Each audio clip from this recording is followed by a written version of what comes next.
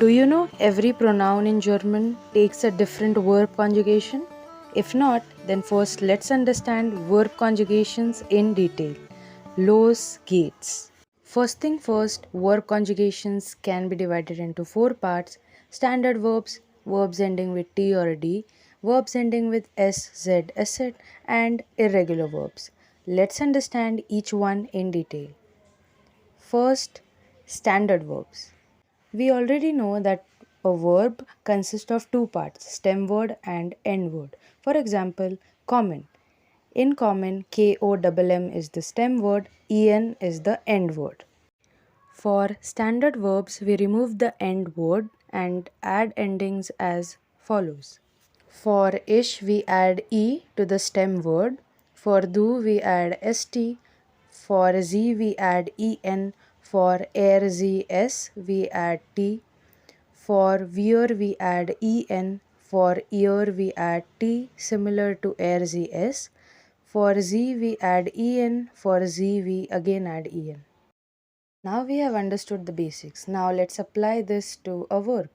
We take common as an example. Common means to come in English.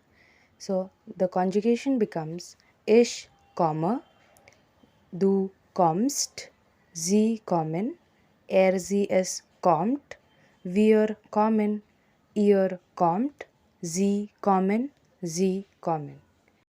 As per the previous slide, we have added respective endings for each pronoun.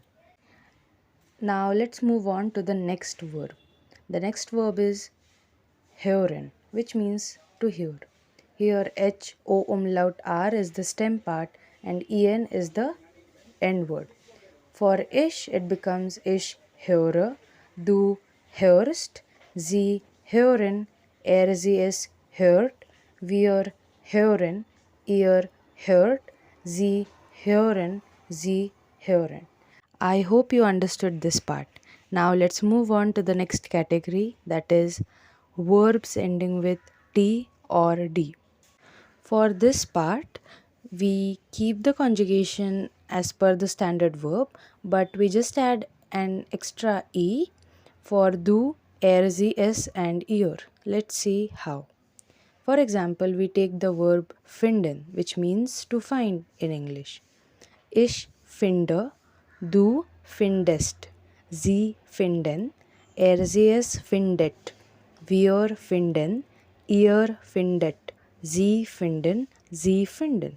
So what we did is we just added E before ST for do and E before T for RZS and ear. By doing that, we make the pronunciation easier. The third category is verbs ending with S, Z, SZ. These verbs don't take S for do. Let's understand better with example. The verb is heißen. The conjugations are ich heiße, du heißt, sie heißen, sie heißt, wir heißen, ihr heißt, sie heißen, sie heißen. You see here we just add T for do. The fourth category is irregular verbs.